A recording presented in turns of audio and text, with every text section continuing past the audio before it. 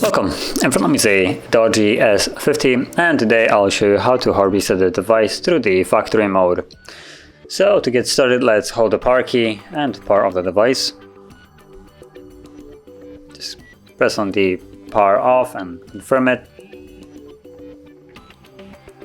And from here, once the device is off, all you need to do is hold power key and volume down, both of those keys at the same time.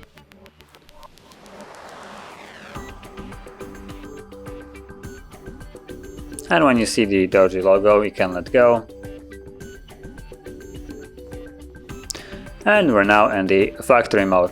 So what you want to do is using volume keys to navigate. You want to select clear MMC, which is the only thing that you can actually see here. It's the one where you can actually read the eMMC. So let's select that. There we go. Actually, you can. I just realized there's also an English factory, which will change it.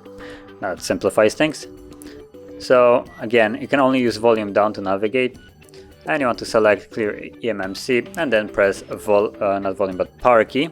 So power key, once it's selected, to confirm it, and the process will begin removing all the data from the device. So this will take probably a couple of minutes, but once it's finished, we should be greeted with the Android setup screen. So I'll be back once that is actually visible.